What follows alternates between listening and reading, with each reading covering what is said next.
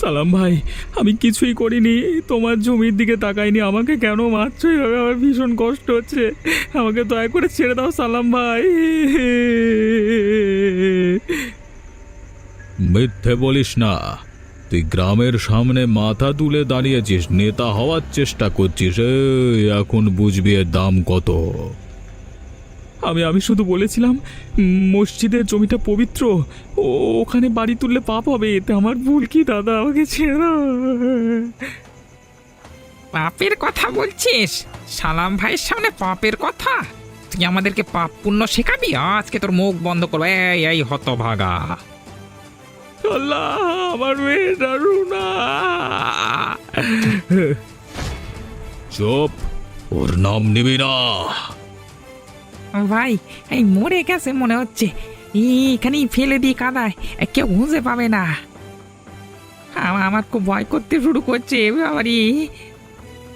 এই কথা বাড়াস না, বৃষ্টি বাড়ছে, যা বলি তাই কর, ব্যাটাকে এখানে ফেলে রেখে পালিয়ে যাই চল। শিয়াল কুকুরে এসে খেয়ে নিয়ে যাবে, ব্যাস, তাহলেই মুক্তি।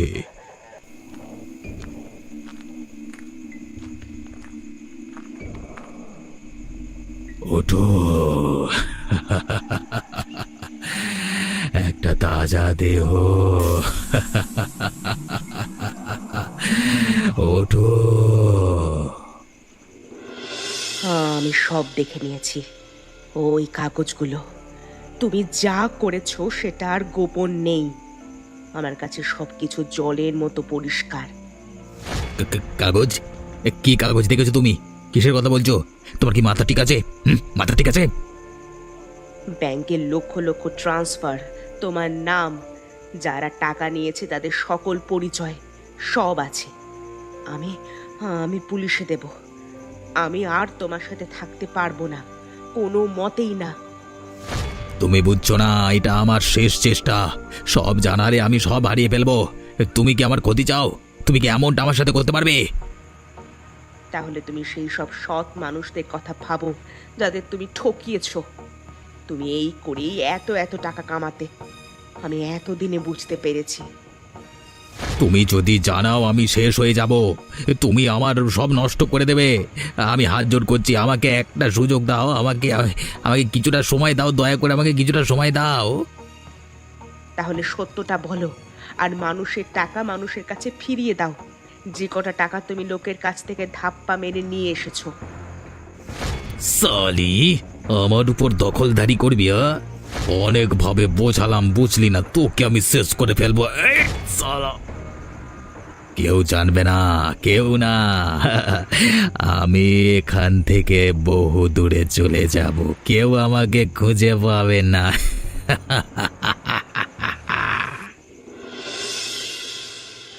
বাড়িতে কেউ আছেন? দয়া করে একটু বেরিয়ে আসবেন, কেউ বাড়িতে আছেন? কে ভাই তুমি? এইখানে এই সন্ধ্যের সময় কি করছোটা কি? চাচা, আমি শহর থেকে এসেছি, আপনি কি আমাকে এক রাত থাকতে দেবেন? আসলে অনেক ছোটবেলায় একবার বিপদে পড়ে গ্রামে এসে আপনার কাছ থেকে সাহায্য পেয়েছিলাম, তাই আর কি। বহু বছর আগে? কি, আমি তো ঠিক মনে করতে পারছি না। হালিমা খালাকে মনে পড়ে? বহু বছর আগে মারা গেছেন। আমি ছোটবেলায় এখানে এসেছিলাম একবার, আমাকে চিনতে পারছেন না? এই দেখুন না। হ্যাঁ, হালিমা থাকতো এ বাড়িতে, অনেক বছর হলো সে নেয়। তা তুমি কি কাজে এসো এখানে? আমার শহরে কাজ নেই চাচা, খেতে পড়তে পাচ্ছি না, তাই সব কিছু ছেড়ে দিয়ে এখানে চলে এসেছি সারা জীবনের মতো। শহরের লোকেরা আজকাল শান্তির জন্য গ্রামে আসে না। এত বছরের জীবনে আমি অনেক কিছুই নিজের চোখে দেখলাম।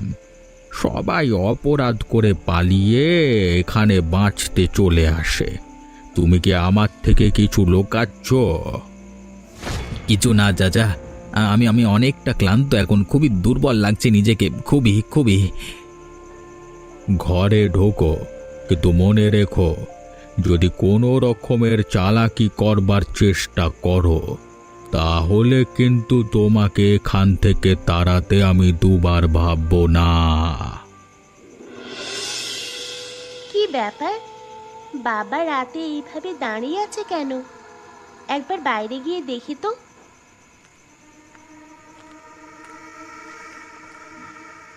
বাবা, তুমি এখানে এত রাতে কি করছো? এটা কিভাবে মরলো? তোমার হাতে রক্ত কেন বাবা? কিছু না রুনা, পাখিটা জানলার ধাক্কা খেয়ে পড়ে গেছিল। আমি আমি তুলতে গেছিলাম। এই দেখো না, হাতে কত রক্ত লেগে গেছে, সেটাই বুঝতে পারিনি। তুমি তুমি ঠিক আছো তো বাবা? হ্যাঁ হ্যাঁ, আমি ঠিক আছি। ঘরে যাও রুনা, আমার ভালো লাগছে না। হ্যাঁ, আমিও ঘরে যাচ্ছি, ঘুমাই। বাবা এরকম করছে কেন? রক্ত হাতটা ধোবার প্রয়োজন বোধ করলো না। বাবার কি শরীর খারাপ? চোখ দুটো কেমন লাল মনে হলো, কি জানি। এই গ্রামে আমার কথা না শুনলে কার কথা শুনবে? আমি সালাম। কেউ যদি আমার কথা মতো না চলে, সব কড়াকে দেখানো সালা, কেউ বাঁচতে পারবে না। রফিকার মতো এক একজনকে মেরে ফেলবো সালা। সালা কে কে ওখানে দাঁড়িয়ে? কে কে দাঁড়িয়ে আছে? হ্যাঁ হ্যাঁ, কিরে আমাকে এত জলদি তোরা ভুলে গেলি? কিন্তু আমি তো সহজে আমার কথা তোদেরকে ভুলতে দেব না। রফিক, এটা সম্ভব না। তুই তো আমরা তোকে খতম করে দিয়েছিলাম রে। তুই আবার এখানে কি করছিস? তুই কিভাবে ফিরে এলে এখানে? আমি কি ভুল দেখছি ওর বাবা? ইয়া, আমি বেঁচে আছি সালাম। তোরা দুজন ভাবলি আমাকে মেরে ফেলে দিয়ে চলে এলেই মুক্তি পেয়ে যাবি, তাই না? তোরা ভুলে যাচ্ছিস এই জগৎ তোদের ইচ্ছেতে চলে না। তোরা আমাদের শেষ করেও শেষ করতে পারিসনি। না না, তুই মানুষ না। নিশ্চয় আমি ভুল দেখছি। আজ মালটার পরিমাণ একটু বেশি হয়ে গেছে। ভূত ভূত তোর বাবা। আমি মানুষ না, কিন্তু তোর মতো পাপিও না। তোদের মতো পাপীদের, শয়তানদের শেষ করবার জন্য আমি আবার এসেছি। আমি কোথাও যাইনি। তোদের যতদিন না কবর পর্যন্ত পৌঁছাতে পারছি, কোথাও আমি যাব না।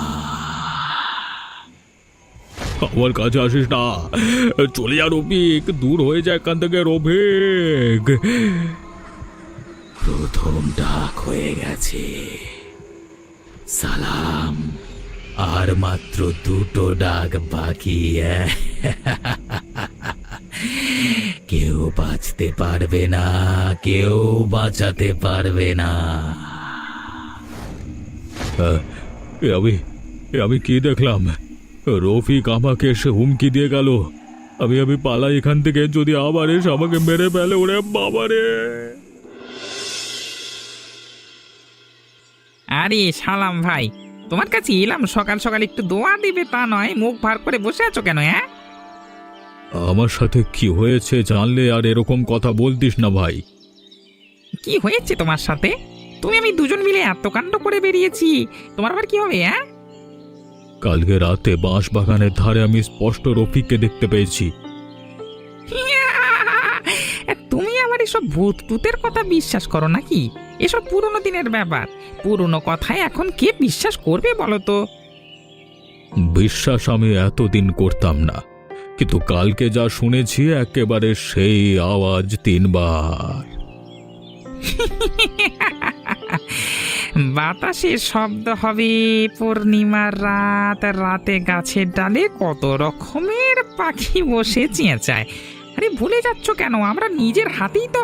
আরে যে মানুষ বেঁচে থাকতে কিচ্ছু করতে পারে না, সে মরে গিয়ে ক্ষতি করবে? ঢপ। ব্যাপারটা যদি সেরকম হতো তাহলে আমার যথেষ্ট বুদ্ধি আছে, আমি এরকম মুখ লটকে বসে থাকতাম না। তুই নিশ্চিত তো? হয়তো মজা করছিল। গ্রামের ছেলেরা তো রাত্রে জ্বালাতন করে ওদিকে, হয়তো রাতে মদের নেশা তুমি ভুল দেখেছো। আরে বলছি